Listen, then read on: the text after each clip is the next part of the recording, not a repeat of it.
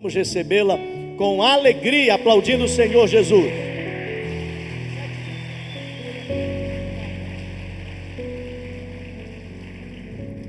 Muito obrigada, é uma grande alegria estar aqui com vocês e podem se assentar. Eu estou muito emocionada. Eu até estava ali com a minha irmã, nós estávamos ouvindo louvor e eu disse assim para ela, não olha para mim. Porque eu não sei se isso acontece com vocês, quando a gente vê alguém chorando, um familiar nosso, a gente começa a chorar também. E eu sabia que ela estava do meu lado chorando, eu disse, não olha para mim, que Deus também está mexendo comigo. Já na salinha ali atrás, eu falando com a pastora Pamela, nós conversávamos e eu me emocionei muito. Comecei a chorar falando com ela daquilo que Deus tinha colocado no meu coração para falar com vocês. Mas vocês vão perceber que eu sou bem diferente do meu irmão. E ainda bem que somos diferentes. Aquilo que o pastor Donis falou não é mentira. Os meus pais, eles foram muito intencionais, desde quando nós éramos crianças, para nos preparar para uma vida de ministério. E nós os três temos ministérios muito diferentes. O meu irmão, ele é pastor de uma igreja local. E glória a Deus por isso. A minha irmã, que eu queria apresentar para vocês. Vem cá, Raquel. A Raquel, ela é líder de louvor da nossa igreja local, lá em Cascais. Nós temos 4 igrejas em Portugal atualmente. Mas nós chegamos em Portugal quando nós éramos crianças. Eu saí daqui de Castanhal, que é onde nós vivíamos em família. Saímos quando eu tinha 11 anos. E a Raquel tinha apenas 6 anos de idade. E a Raquel era apenas uma criança, não é? Eu também, uma pré-adolescente. Eu não fazia ideia do que Deus tinha para nós. Porque para mim, os meus pais apenas estavam nos levando para uma cidade, um lugar chamado Portugal. Eu nem sabia onde é que ficava, mas eu sabia que estávamos indo. E Deus, ele é tão bom que a decisão dos meus pais de serem missionários ali em Portugal não só afetou a eles, mas também a nós, filhos. Mas claro que isso não foi fruto do acaso. Às vezes as pessoas dizem assim para o meu pai, Valdir, tu tivestes muita sorte com os teus filhos. Não é sorte, é trabalho, é intencionalidade e é muito sacrifício. E a minha irmã trabalha na nossa igreja local com juventude, com o Ministério de Louvor, e também agora ela tem me ajudado a nível europeu. A Raquel, nesse momento, ela está trabalhando para a nossa próxima conferência, e na banda dela, tem quantas nacionalidades? 5 nacionalidades. Então, cada músico, ele é de um país diferente, e eles têm que se entender lá, porque a cultura é diferente, o jeito é diferente, mas o propósito, ele é o mesmo, servir ao nosso Deus. Então a Raquel, ela tem feito um trabalho incrível, e o nosso objetivo é que ela possa criar uma cultura de louvor e adoração na Europa, que seja acima dos países ali, porque às vezes nós temos essas coisas, não é? Tu é de Marituba, eu sou de Belém. Tu é de Castanhal, eu sou de São Paulo. Isso e aquilo, temos tantas diferenças. Agora imagine, não é na Europa, que as pessoas dizem assim, tu és nórdico, eu sou espanhol, eu sou português, tu és francês. É tanta diferença. Mas a cultura do reino, ela tem que estar acima da cultura do país onde nós estamos. E nós acreditamos muito nisso. Então a Raquel tem lutado por isso, para que quando nós estejamos juntos ali nas nossas conferências europeias, seja apenas uma voz entoando o nome do Senhor. Então orem pela vida da minha irmã, e eu sei que ela vai fazer um trabalho maravilhoso. Obrigada, Raquel, Deus abençoe.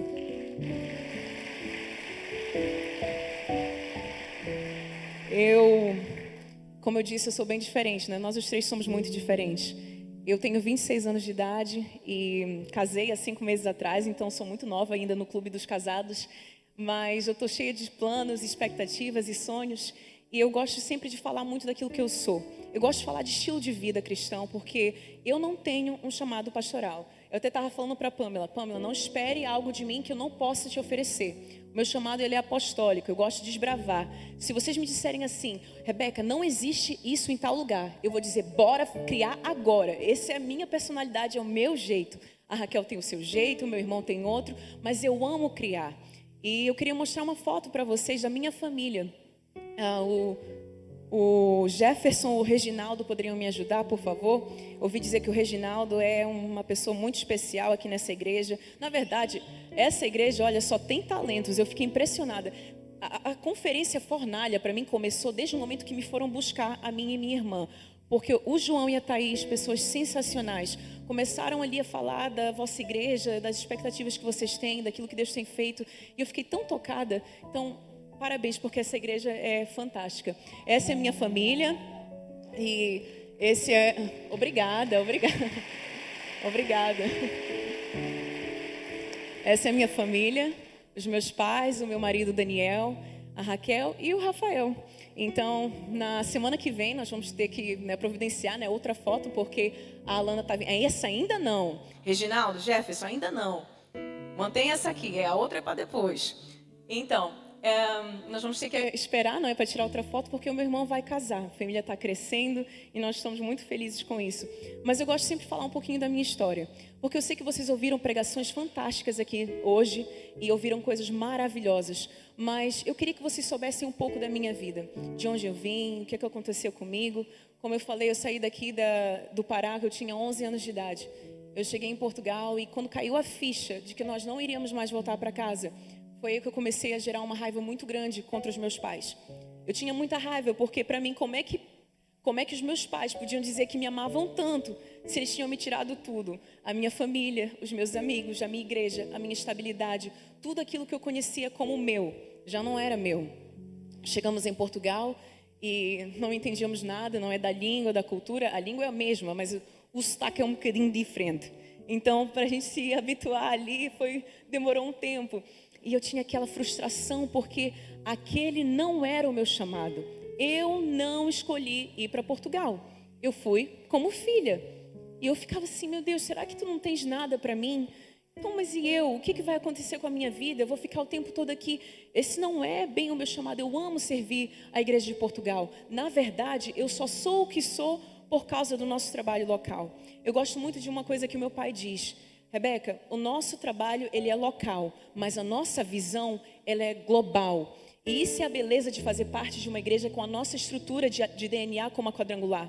Eu sei que a Quadrangular tem muitos defeitos. Eu não sou cega, não é, quanto aos problemas da nossa igreja. Na verdade, qual é a igreja que não tem problemas? Eu assumo todos os problemas da nossa igreja. Não faço vista grossa, sei que eles existem e até nomeio quais são. Mas eu amo a nossa igreja, porque foi essa igreja que um dia apresentou o evangelho para a família do meu pai. Foi essa igreja que trouxe Jesus. O evangelho salvou a minha família. E hoje nós estamos lá em Portugal, abrindo igrejas, chegando até vidas. E foi esse evangelho, não é? Foi essa ousadia da Igreja Quadrangular, que está em mais de 154 países do mundo, que apresentou Jesus para o meu marido. Então, muito obrigada, Igreja Quadrangular, porque essa igreja é fantástica. É incrível. É uma igreja sem fronteiras, é uma igreja ousada, é uma igreja que não tem limite. Nós somos assim, meio assim, nós gostamos de expandir. As maiores igrejas lá em Portugal, elas não abrem outras congregações, porque eles gostam de crescer muito em si. Eu entendo, cada um tem o seu estilo, mas a Quadrangular ela tem algo muito particular. Ela gosta de multiplicar. Levanta um líder, envia. Levanta, envia. Mais uma igreja, mais uma obra. E eu amo esse DNA que nós temos, que é super cativante. E Deus tem feito um trabalho maravilhoso lá. Mas, como eu vos disse, cheguei aos meus 17 anos, 16 anos, e eu não tinha nenhum amigo cristão. Porque na nossa igreja nós só tínhamos pessoas com mais idade. Para quem não sabe, a população em Portugal ela é maioritariamente idosa. É um país bem envelhecido. Os jovens lá não têm filhos, as pessoas não têm filhos, preferem ter animais. A estrutura do país, não é? O sistema que nós temos ali implementado, socialista, ele faz com que os jovens não tenham filhos. A estrutura social que nós temos lá, ela é muito forte. Tenham cuidado com as vossas decisões, tenham cuidado com a forma como vocês pensam como igreja. A igreja ela não foi feita para ficar numa bolha, nós temos que incendiar lá fora. Na verdade, quando eu pensava sobre fornalha, eu fiquei perguntando para todo mundo que eu encontrava, por que fornalha? Por que fornalha? E as pessoas foram me dizendo algumas coisas, e eu fiquei pensando, talvez como portuguesa, não é que em parte que sou, eu pensei logo em pão. Não sei por que, eu pensei em pão, porque os portugueses eles amam pão, o tempo todo eles estão comendo pão. Mas eu pensei assim, a gente quando coloca, não é, um pão no forno, ele tem um formato. Do nada começa a acontecer ali um processo, ele começa a crescer, a crescer, a crescer. E enquanto eu vinha no carro falando com o João e a Thaís, eu ficava pensando nisso, fornalha. Aquele lugar vai estar ardendo e as pessoas vão estar crescendo, sabe? Inflando, algo vai estar acontecendo dentro do coração delas, da vida delas. E essa imagem veio na minha cabeça. Começou assim com um pão. Eu falei, gente, um pão? Por que veio um pão na minha cabeça? Eu não estou com fome. Mas depois eu pensei assim, caramba, ele vai crescendo, ele vai assim expandindo. E aí o que vai acontecer, eu acredito, com a igreja de Marituba aqui. Porque vocês têm muito, muito potencial, muito talento. Mas o que eu tenho para falar hoje, e aquilo que eu conversei um pouco com a Pamela, é, na verdade, sobre aquilo que eu defendo e acredito muito. Como disse o pastor Donis, eu trabalho com a juventude quadrangular da nossa igreja a nível europeu. E é um desafio muito grande, porque quando eu comecei, eu tinha apenas 18 anos de idade. E eu nem era assim tão fluente em inglês. Na verdade, eu me questionava muito. Por que Deus vai usar uma pessoa como eu? Eu tenho realmente nacionalidade, porque a minha família por parte de mãe é portuguesa, mas eu não sou europeia, eu não sou portuguesa. Como é que eu, vindo do Pará, eu posso abençoar a Europa? Isso não faz sentido. Mais sentido faz Deus levantar alguém aqui da Europa. Por que eu? Isso não cabe na cabeça de ninguém. Eu não sabia falar inglês, eu não era fluente. E eu ficava assim, meu Deus, e agora? E algo assim queimando dentro de mim, mexendo comigo de tal maneira... Mas eu me questionava muito, por que Deus haveria de usar alguém como eu? Improvável. Mas eu digo sempre que Deus, ele parece que tem às vezes um sentido de humor muito aguçado. E ele gosta de usar os improváveis exatamente para confundir tudo. Para dizer, olha, não tem nada a ver com as tuas habilidades, de onde tu vens. Não tem nada a ver com o teu histórico, nada disso. Vamos confundir, sacudir tudo. E com 18 anos eu comecei então a ser enviada pelo meu pai para algumas reuniões.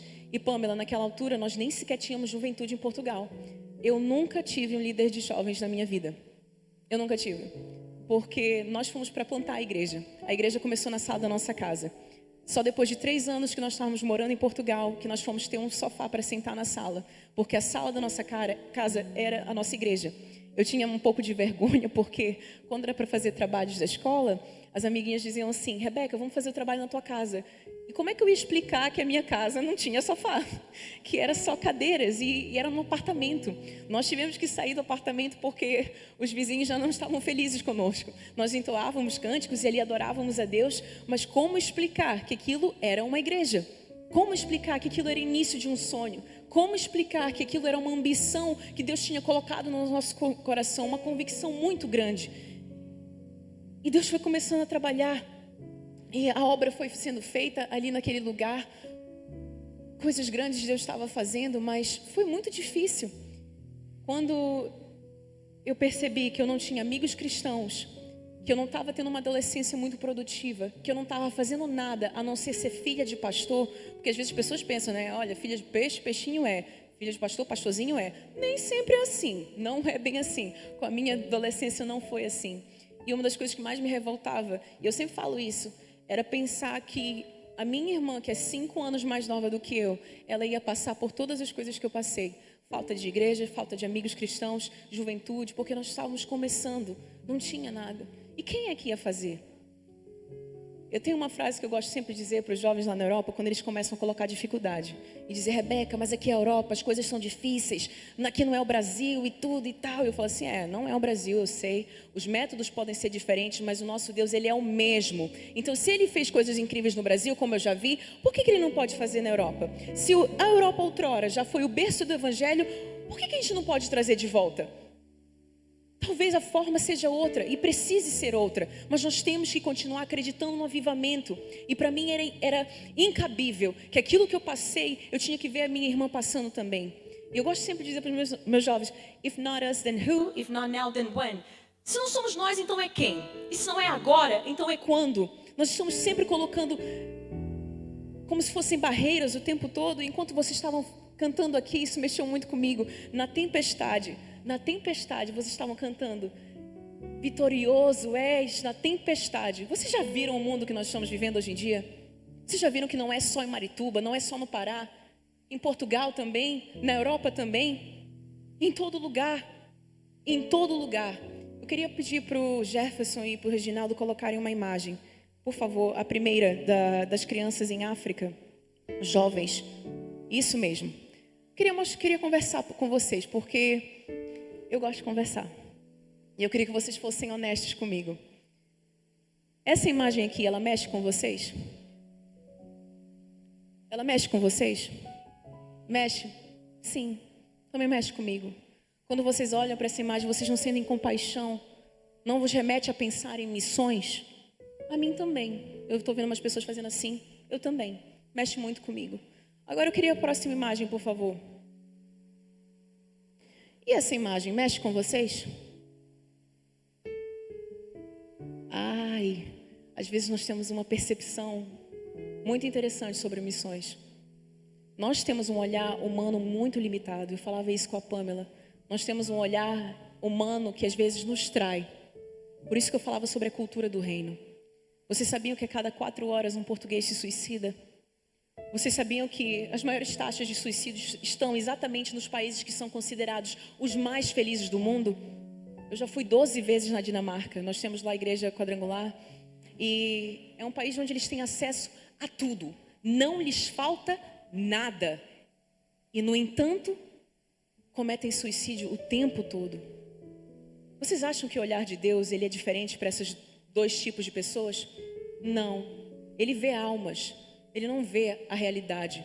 E às vezes nós nos esquecemos qual é realmente a nossa missão, que é levar o evangelho, independentemente a quem e em que circunstância.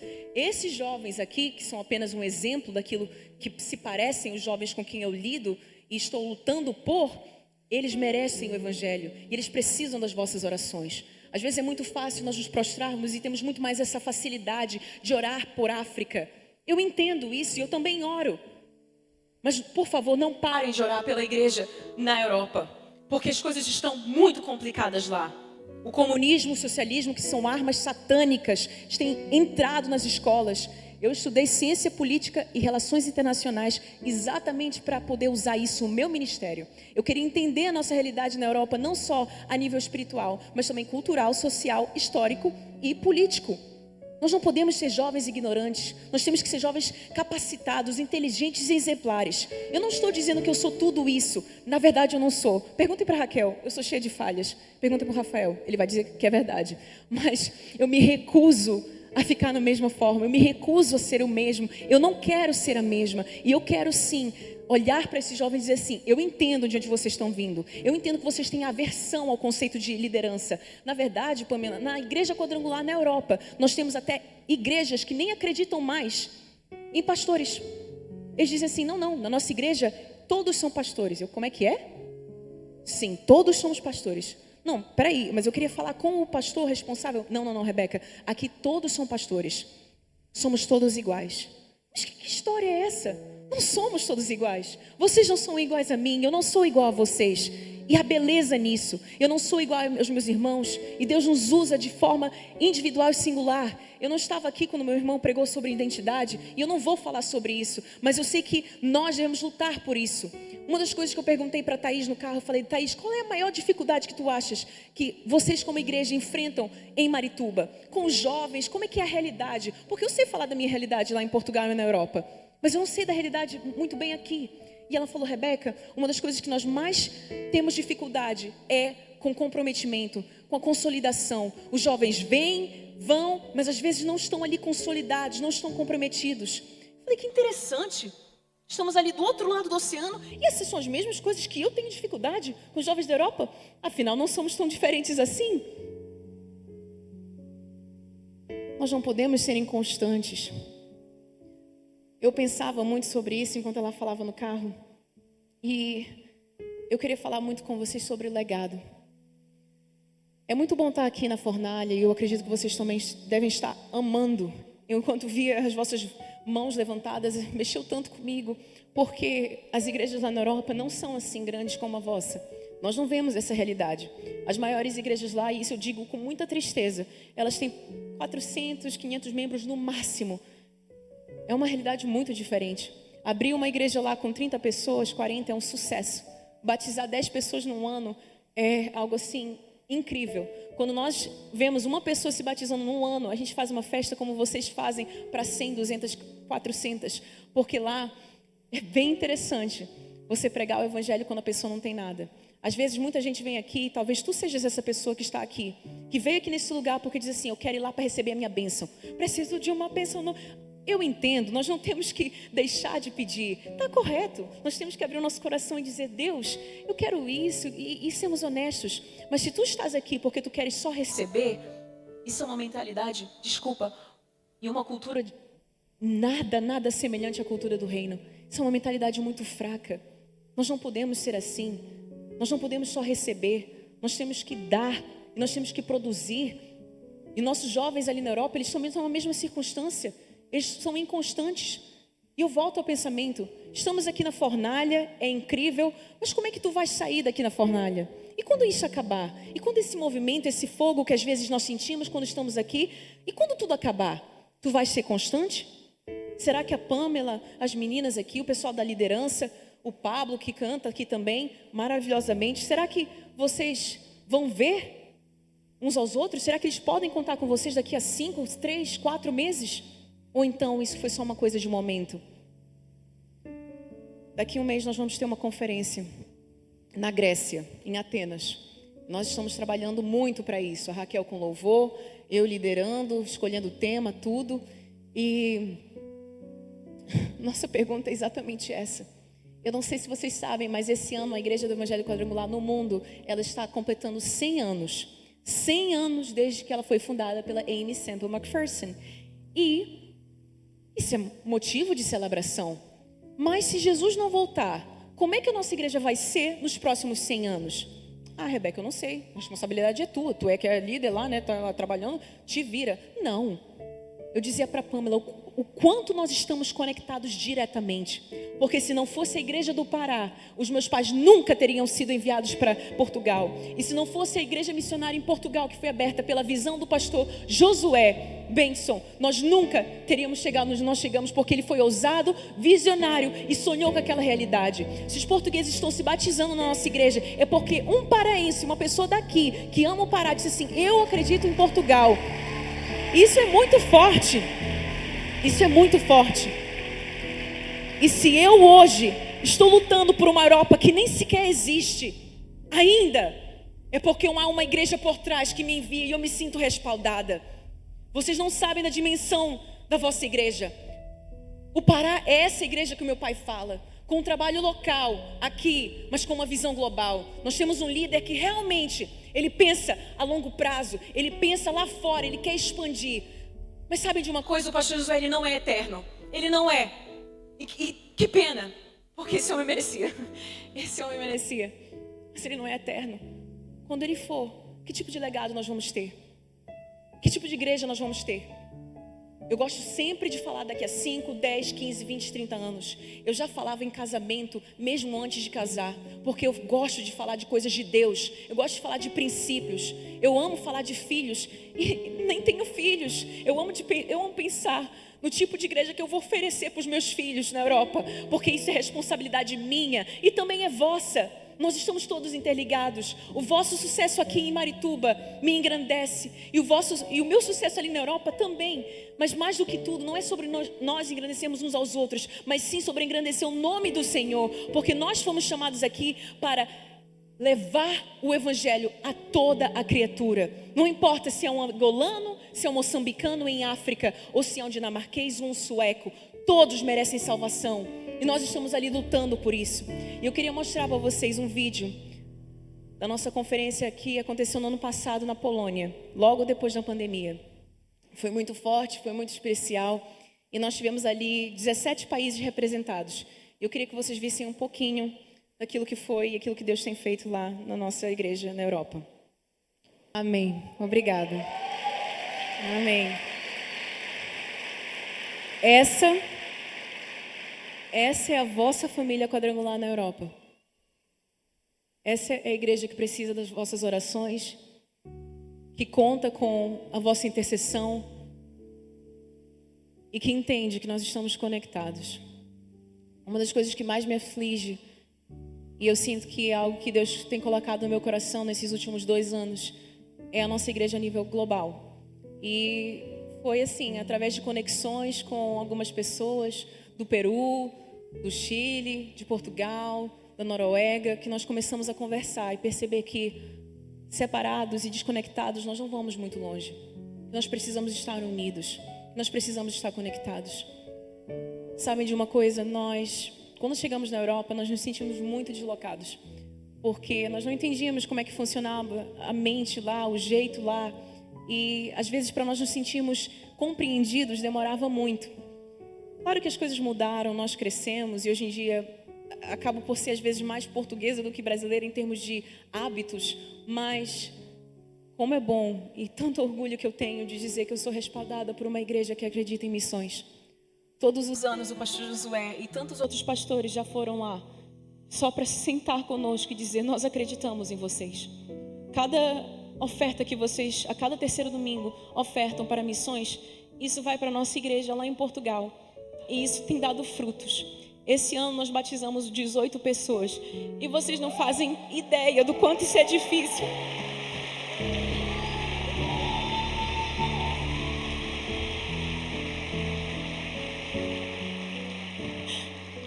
Quem dirá se esses 18 não serão próximos pastores? Quem dirá? O evangelho lá, as pessoas falam que é como se fosse um cemitério morto. Dizem sempre, e falaram isso para o meu pai, quando meu pai uma vez cogitou até pensar em voltar para o Brasil, porque as coisas estavam tão difíceis. Disseram: Valdir, não vai para lá, porque lá é um cemitério de pastores. Na conferência da Grécia, eu apresentei o tema, e o tema foi, na verdade, sugestão do meu marido, Daniel. O tema é Origens. Looking back to move ahead, que significa olhando para trás para seguir em frente. Eu não nego a minha história. Na genealogia de Jesus, meu pai gosta sempre de dizer, tinha até uma prostituta. Olha, eu não sei se na nossa igreja há pessoas que prostituem o nome da nossa igreja, pessoas que envergonham a nossa igreja, mas eu sei de uma coisa: eu estou nela, eu quero fazer diferença e nada me importa. Eu sei para onde eu vou, eu sei aonde eu quero chegar, eu sei o que Deus tem colocado no meu coração, mas sozinha, pelo amor de Deus, nós vamos até onde? O legado da nossa igreja, o legado das nossas famílias, nos próximos 100 anos, é da nossa responsabilidade. Nós não podemos mais ficar calados. Não tenho filhos, como eu disse, mas eu já penso neles. Eu não sou aqui de Marituba, mas eu já fico pensando: o que vai ser da Pâmela daqui a 10 anos? O que vai ser da Sara, da Emei, pessoas que eu conheço, do João, da Thaís, do Jefferson, do Reginaldo, do Pablo? O que vai ser de cada um deles daqui a 10 anos? Como é que eles vão estar? Como é que eles vão... O que eles vão produzir? Eu espero voltar daqui a 10 anos e encontrar uma igreja mais forte ainda. Uma igreja que realmente assou tanto na fornalha, que o pão cresceu tanto, que as pessoas na própria cidade disseram assim: o que é isso? O que aconteceu? Foi uma fornalha. E vem mais aí. Sabe de uma coisa? Por acaso, o meu tio, ele é padeiro. E ontem nós fomos na padaria dele. E é engraçado que tu não colocas 1000 pães assim de uma vez. Tu colocas uma leva, não é? Tira, está pronto, coloca outra. Coloca uma leva, tira, coloca de novo, vem outra. Sucessão, legado. Nós precisamos preparar os nossos jovens, nossas crianças. O inimigo, ele é astuto e inteligente. Ai de quem não pensa que ele é. Ele sabe exatamente o que ele quer fazer. Quer destruir as nossas famílias, quer destruir as nossas igrejas, acabar com tudo. E nós precisamos ser muito astutos também. Nós precisamos ser inteligentes, agir com unidade, sermos comprometidos. Eu escrevi uma coisa enquanto vocês estavam cantando: não existe legado sem construção, e não existe construção sem comprometimento. Vocês estão aliançados? Vocês estão comprometidos? Isso é sério para vocês? Isso é questão de vida ou morte? Ou vocês ainda têm vergonha de assumir nas redes sociais, onde vocês estão, na escola, que vocês são cristãos? Eu, na minha faculdade, olha, estava falando para a Pamela está dizendo: ah, Beca, eu acho que tu é meio assim, né? Eu falei: olha, eu sou muito cancelada, então daí tu já tira, né? Que tipo de pessoa que eu sou. Mas na faculdade tinha um professor comunista que ele gostava muito, né, de mim. Então ele dizia assim: quem é contra o aborto? E eu, quando eu olhava para trás, né, os 70 e tal alunos, droga, não tinha ninguém para levantar a mão comigo. Quem aqui é contra a eutanásia? E eu, droga, de novo sozinha. Mas eu mal sabia que toda vez que eu levantava a mão, eu estava sendo observada. E eu era bastante assim, julgada, não tinha uns bate-bocas lá, mas como eu gosto de argumentar, para mim eu adorava isso. Eu venho de uma família em que almoço significa tempo de argumentação. No almoço, né, Raquel, nós sentamos na mesa com meu pai, em vez de ele dizer, bom dia, como estão, tudo bem, meu pai? Já pensaste sobre isso que o Olavo de Carvalho falou? Já viste aquilo que não sei o quê? Meu Deus, então a gente está sempre assim, fomos sempre projetados para pensar por nós mesmos. E isso me ajudou muito. Conversem com os vossos filhos. Conversem, exponham as coisas. Não fiquem pensando que as coisas são demasiado duras para eles ouvirem. Falem a verdade. Sejam honestos com eles. Exponham a verdade e a dureza desse mundo. E falem que eles têm um Deus forte ao lado deles. Porque eu nunca me senti fraca, nunca me senti imigrante, nunca me senti uma vítima da sociedade ou uma mulher pequena. Eu não ligo para feminismo, eu não ligo para essas pautas. Nunca vou ligar. Porque eu sei quem eu sou em Deus. Eu sei que eu sou filha de Deus. Nunca, nada eu vou precisar dessas coisas. Rebeca, você precisa de feminismo. Eu não preciso, não. Uma das coisas que nós ouvimos cada vez mais lá na Europa, isso tem corrompido as nossas mulheres. As mulheres lá em Portugal, elas estão ficando cada vez mais, é horrível, gente, agressivas, raivosas e contra os homens, por causa dessas pautas que estão vindo e derrubando e tirando todas as ideias que elas têm sobre família. É avassalador. A cultura da honra não existe lá. Os velhos são deixados em lares de idosos para morrer sozinhos. Raquel, estou mentindo? Não, não estou mentindo. Quando eu falo para eles que a minha tia ficou com a minha avó em casa até o último suspiro dela, cuidando e honrando a nossa matriarca, cuidando dela, para eles isso é um absurdo. Por que haveríamos de fazer algo que é considerado uma perca de tempo? Afinal, é só um idoso morrendo. Essa é a realidade. Isso é muito sério. E é isso que está chegando aqui no Brasil cada vez mais. Se posicionem, sejam fortes e preparem-se para serem realmente julgados e se sentirem às vezes solitários. Na faculdade eu me sentia muitas vezes solitária. Mas sabem de uma coisa? Poxa, essa imagem eu esqueci de publicar, Raquel. Esqueci de trazer aqui para vocês. Toda vez que eu levantava a mão, tinha uma pessoa ali que era uma menina, pronto, que ela era meio cristã 007, ninguém sabia que ela era. E ela me deixava ali, né, levando toda vez. E eu, meu Deus, quando eu descobri que ela era cristã, ela mandou mensagem no Instagram, Rebeca, eu também sou cristã. O quê? Rita, tu és cristã? Como assim? Esse tempo todo, esses meses todos, mas ela é bem tímida. Então eu acho que mesmo se ela tivesse algo para dizer, ela não ia dizer. Mas o tempo foi passando e aquilo foi me chamando a atenção. O jeito da Rita, a maneira dela sempre calada. Eu descobri que ela gostava de cactos e eu ficava levando um cacto para ela. Ela nem falava comigo, me ignorava, mas eu levava um cacto para ela. E eu tentando ganhar confiança e nada. Ela acabou por sair da minha turma, saiu da faculdade e foi morar para outro lugar. Passou um ano e eu recebo outra mensagem. Olá, Rebeca, tudo bom? Eu não sei se tu lembras de mim. Eu sou a Rita, da tua turma e tal. Eu falei, oi Rita, claro que eu lembro de você. Então, eu estava morando no Porto, que é no norte de Portugal. Eu estou voltando para Lisboa e eu não tenho ninguém para falar. Eu queria conversar contigo. Poderíamos beber um café? Claro. Marquei sexta-feira, nós fomos tomar um café. Nesse café, ela começou a contar da vida dela, falar de tudo aquilo que tinha acontecido. E ela disse, Rebeca, quando isso tudo começou a acontecer na minha vida, eu lembrei de Jesus. E eu lembrei de ti. Eu lembrei que tu tinhas uma igreja, que tu tinhas um meio, um lugar que eu pudesse frequentar. A Rita, ela é portuguesa e na altura ela tinha 21 ou 22 anos. E quando ela falou aquilo, eu falei, opa, na hora. Convidei ela para um almoço na minha casa, no outro dia mesmo, né? Porque a gente não pode perder a oportunidade, não pode deixar a ideia esfriar. Convidei ela para minha casa, o meu pai fez um churrasco tipo brasileiro e a gente recebeu ela ali. No domingo ela já quis ir na igreja de novo. A Rita começou a frequentar a igreja, a Rita se aproximou de Jesus, começou a viver uma vida intensa com o Senhor, conheceu um rapaz lá na igreja brasileiro, por acaso de São Paulo, eles se encantaram com o outro, começaram a namorar, casaram e agora ela tem uma filha e é uma das nossas bebês assim lindas na nossa igreja.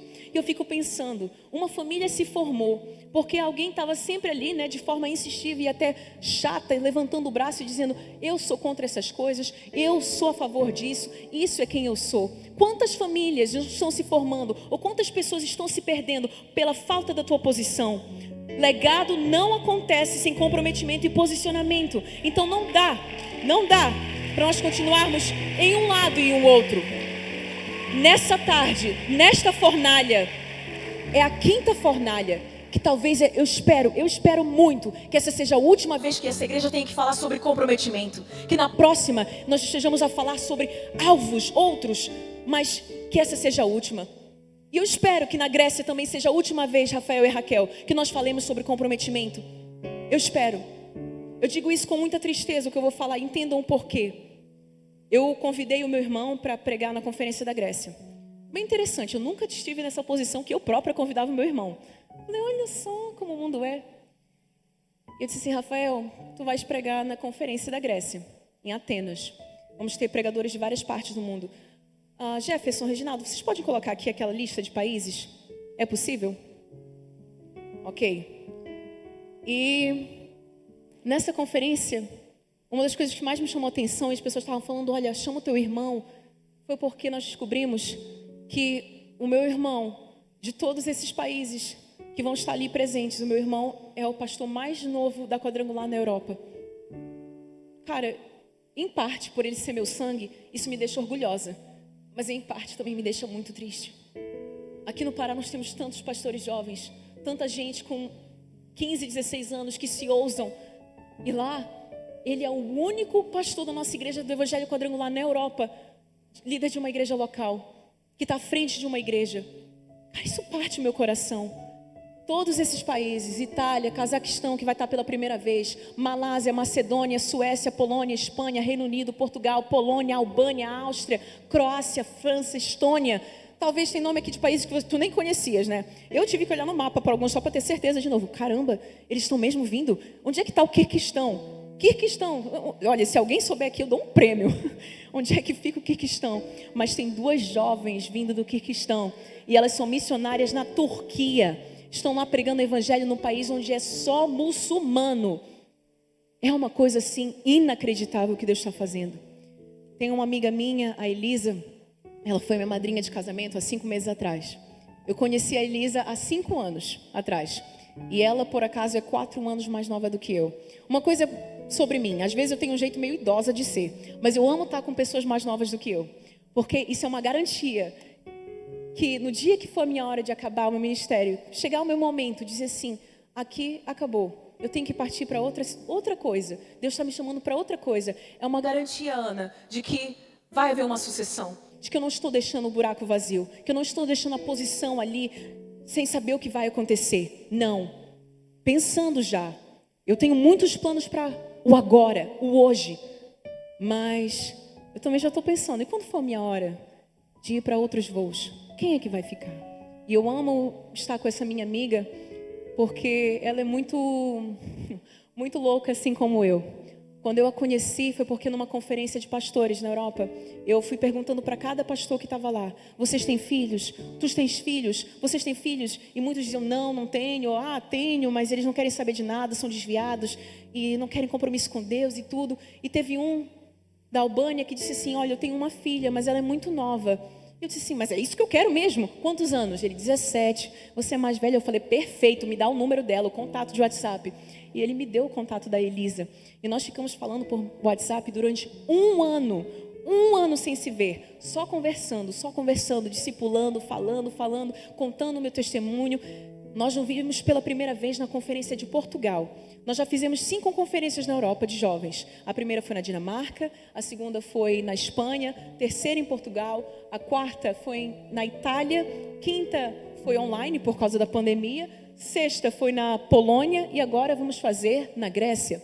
E nós nos encontramos em Portugal pela primeira vez, quando ela saiu assim do saguão e eu encontrei, a gente se deu um abraço como se a gente tivesse já assim um relacionamento, uma amizade de anos. Era uma necessidade. A Elisa não tinha um amigo cristão na Albânia. A capital da Albânia é Tirana.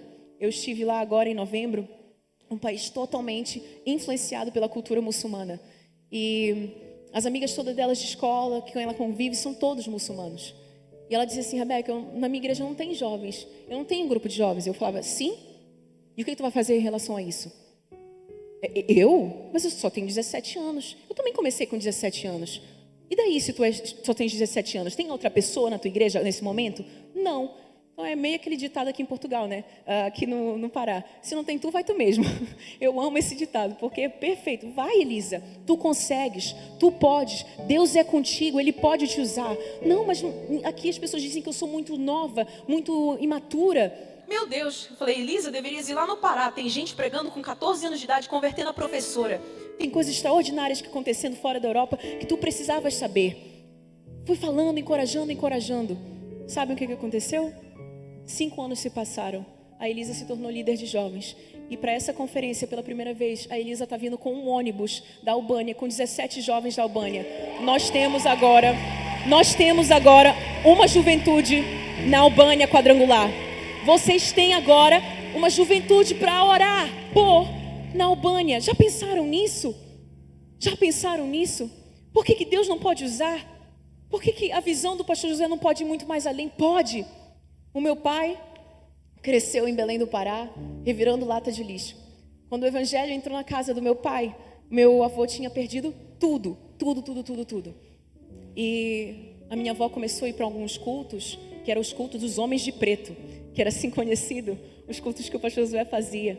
E foi algo assim extraordinário, porque o evangelho, quando ele entrou na minha família, isso meus tios contam, meu pai conta, foi algo assim tão avassalador, tão assim incrível, que eles não queriam mais outra coisa.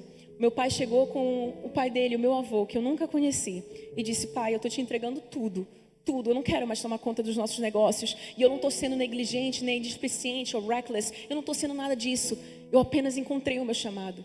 Meu pai abriu a primeira igreja dele com 20 anos, no Arsenal, e começou a trabalhar com 20 anos, e foi.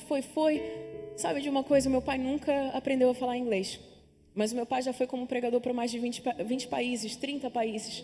E o meu pai, ele sempre disse que na pior das hipóteses, se tudo desse errado em Portugal, ele dizendo assim, ao menos ele estava enviando 3 flechas para a Europa. E essas 3 flechas hoje estão trabalhando. E eu digo uma coisa, não é fácil, mas a convicção é tão grande, o amor é tão grande, que nos faz fazer essas loucuras. Eu não passo um Natal com a minha família há 15 anos. Eu não sei o que é comer peru com a minha família há 15 anos. Eu não sei. A minha avó, nesse momento, eu estou aqui, ela está hospitalizada. Daqui a pouco, eu e a Raquel, a gente tem que ver qual de nós, né, Rafael, vai ficar dormindo com a nossa avó e amanhã a gente vai ter que ir lá. Vocês sabem o que é ver a avó de vocês envelhecendo e vocês não estarem lá? Vocês sabem? Mas isso é o amor por aqueles jovens europeus aqui que estão sorrindo, que parecem que têm a vida toda perfeita, mas não tem.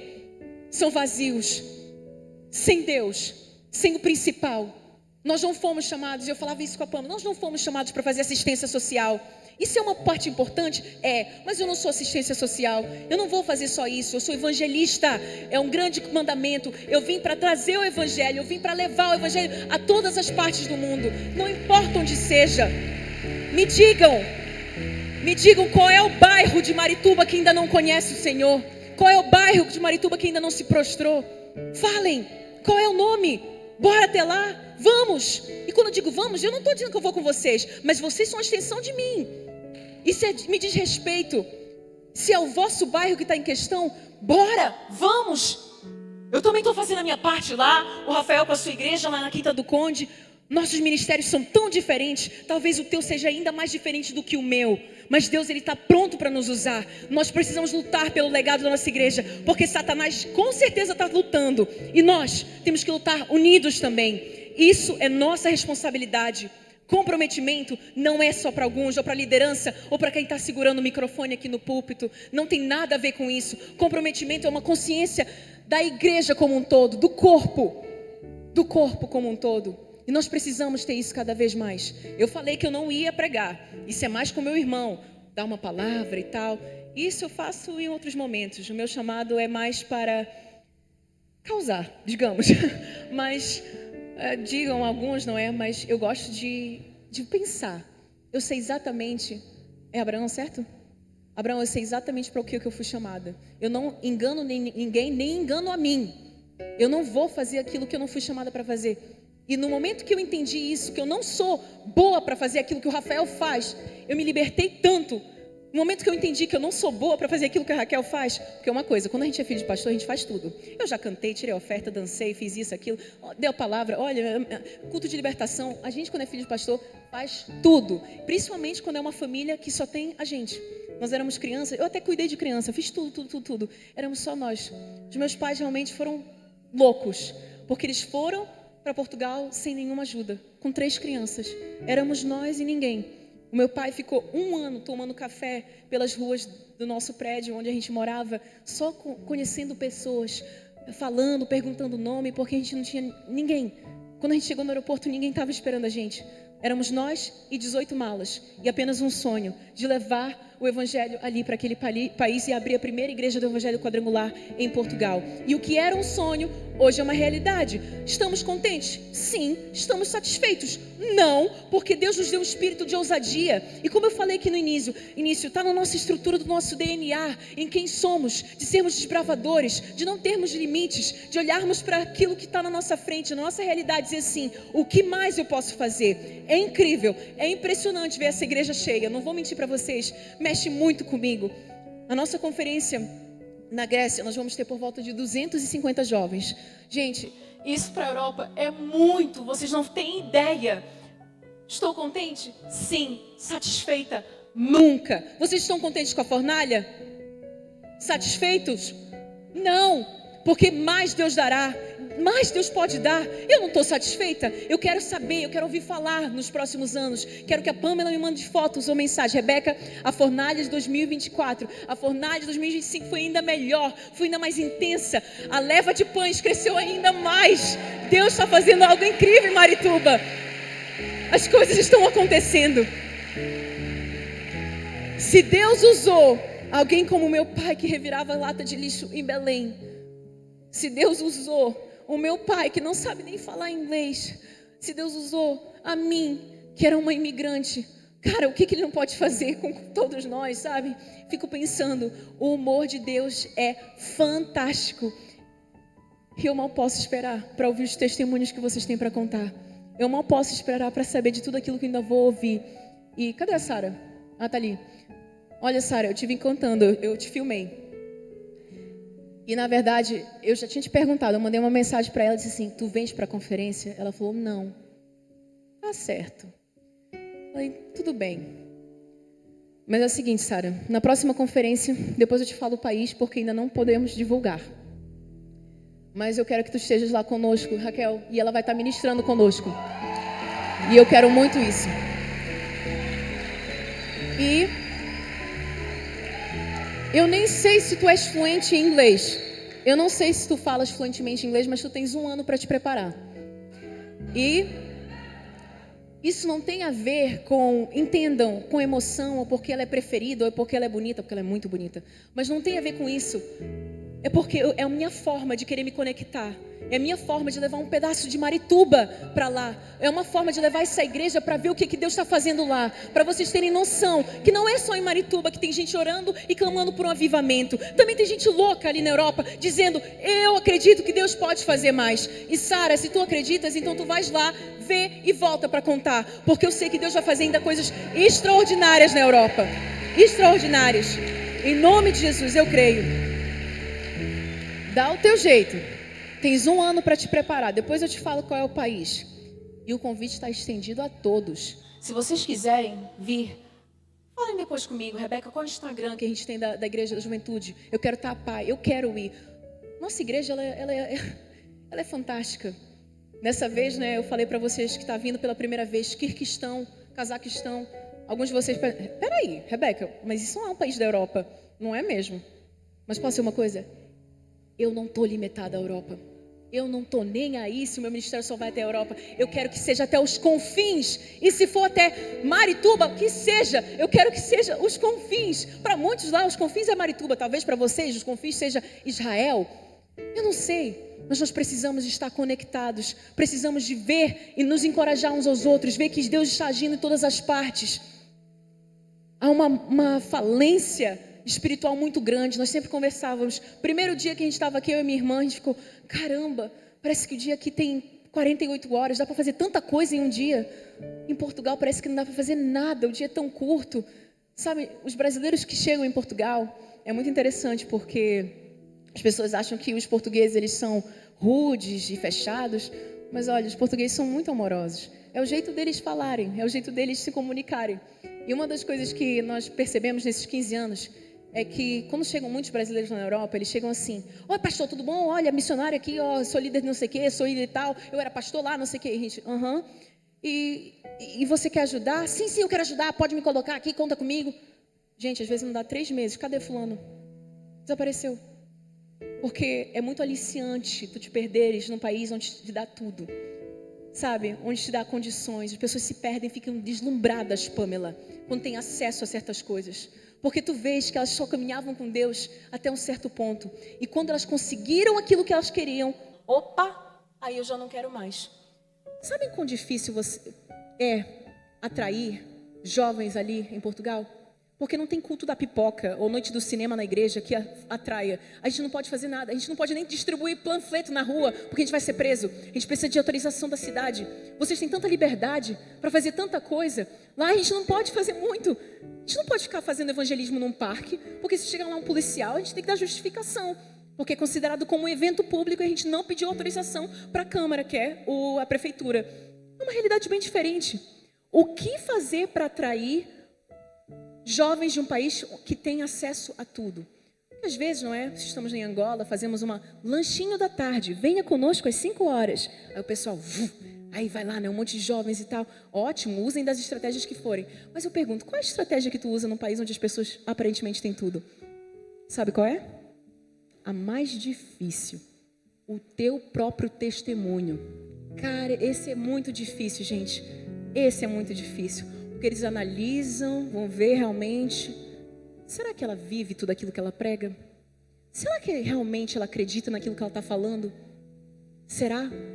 Às vezes são anos e anos, não é, Rafael e Raquel? Para a gente conseguir apresentar Jesus e ter um português dizendo sim. Às vezes a gente tem portugueses vindo da nossa igreja há anos e eles não se decidiram ainda para tomar o batismo. Não pensaram ainda nisso. Porque as coisas levam tempo, eles estão ali olhando. Eles foram tão machucados por tantos maus exemplos lá em Portugal. Eles eram tão abertos, mas tanta gente foi e manchou o nome de igreja evangélica. É uma tristeza. Em Portugal é mais normal e eles consideram até hoje, é mais tolerável tu ires ao bruxo e à bruxa, como eles falam lá, ou seja, praticares e buscares bruxos, do que ires à igreja evangélica. Se tu fores à igreja evangélica, meu Deus, que atentado. Se fores ao bruxo, tudo bem, não tem problema. Essa é a nossa vida, isso é que a gente lida lá. Rafael sabe. Às vezes os irmãos lá, as irmãs que chegam lá na igreja, pastor e tal, porque a minha astrologia e tal, o bruxo falou, e o que Deus fala? A gente fica, meu Deus. Às vezes as pessoas não têm nem a noção do que é a Trindade. Eu comecei a falar com uma influencer muito famosa em Portugal, porque ela colocou assim nos stories dela, Ana. Alguém conhece um grupo de cristãos? E ela tem tipo assim, uns 73 mil seguidores. Isso para o Brasil eu acho que não é nada, né? Mas para Portugal é muito. E ela colocou. E as pessoas começaram a xingar ela, dizendo assim, tu é louca, não se mete com essa gente, isso é um monte de ladrão e tudo. E outras pessoas começaram a dar nomes de igreja para ela. Até que uma pessoa disse assim, fala com a Rebeca Batista e deu o Instagram. E ela disse que foi a única pessoa que disse o nome de uma pessoa.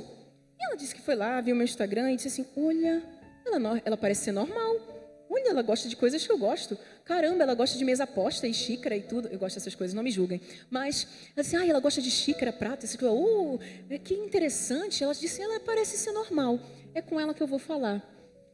Nós começamos a falar, já fomos beber café, fomos conversar. Ela nunca entrou numa igreja na vida, nunca conheceu uma pessoa cristã, nunca sequer teve uma conversa com alguém da família sobre Deus. E Deus começou a visitar ela em sonhos. E ela começou a se perguntar, Deus, o que é isso? O que é isso? Um dia na internet, Raquel, ela estava pesquisando, né, sobre alguns assuntos polêmicos que todos nós pesquisamos, tipo, sei lá, feminismo. E ela estava pesquisando.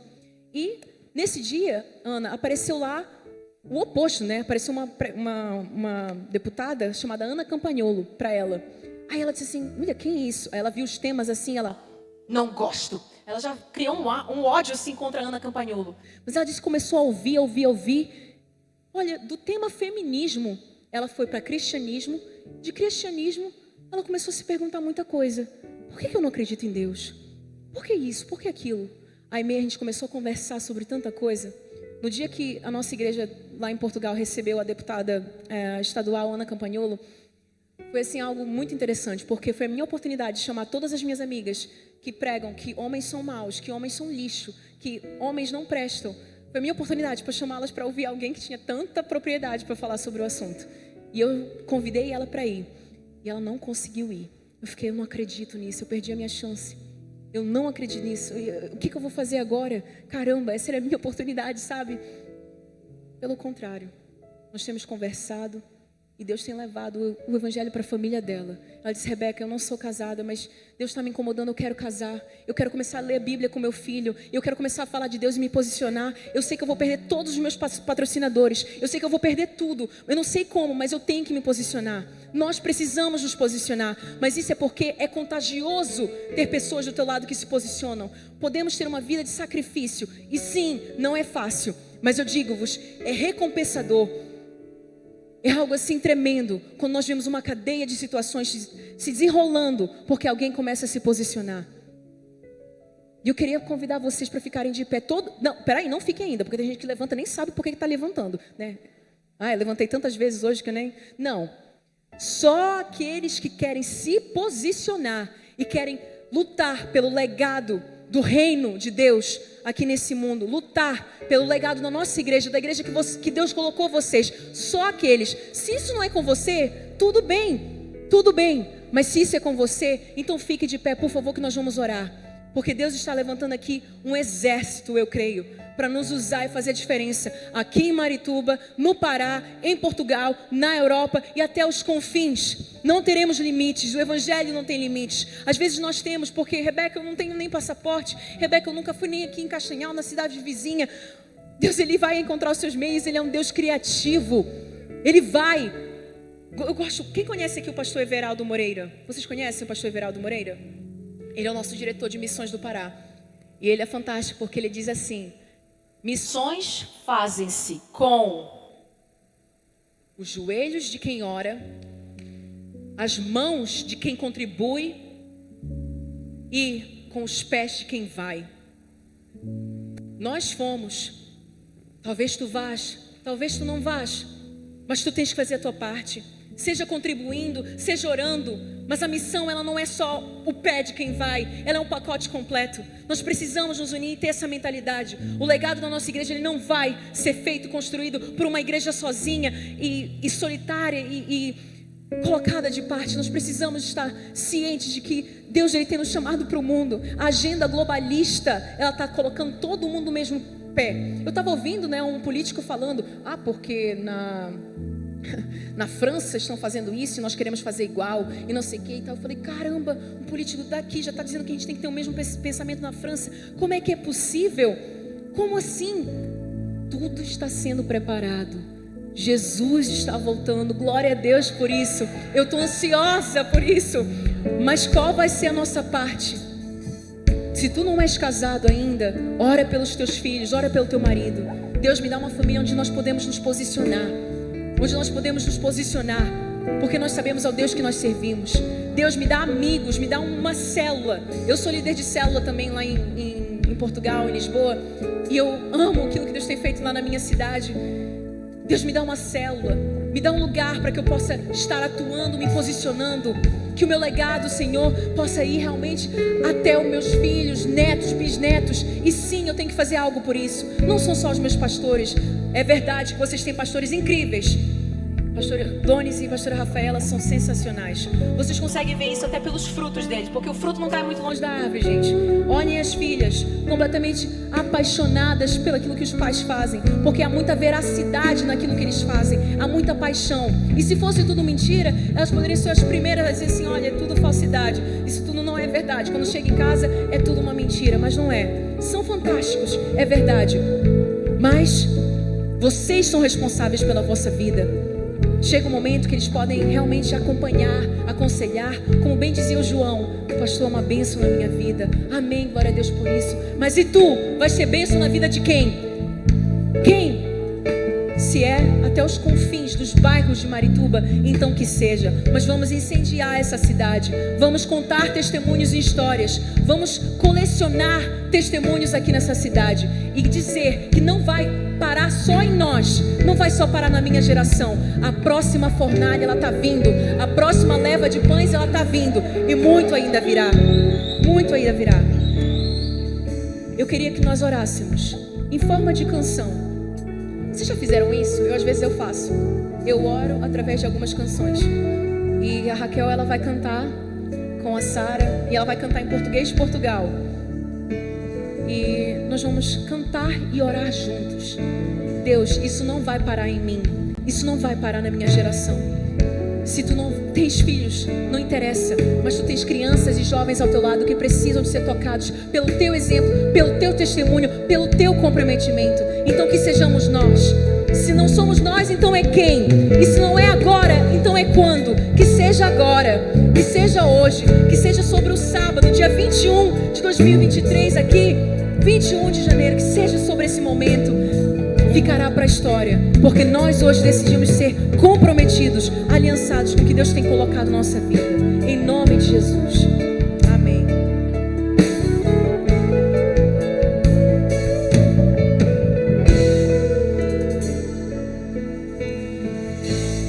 Que o Senhor te abençoe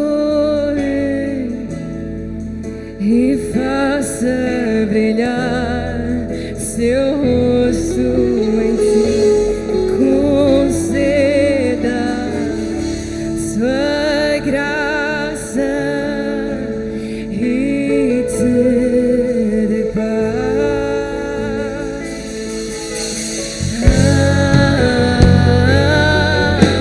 Amém. Assim seja, Senhor.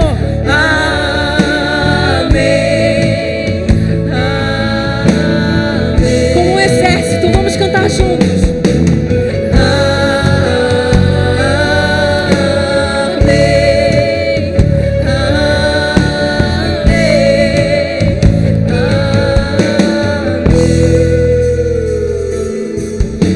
amém. Se derrame até mil. Quem crê canta com força. Tua família e teus filhos e os filhos dos teus filhos, que a bênção se derrame até mil gerações. Tua família e teus filhos e os filhos. Vamos cantar mais uma vez. Que a bênção, que a bênção se derrame até mil. as gerações de Marituba. Tua família.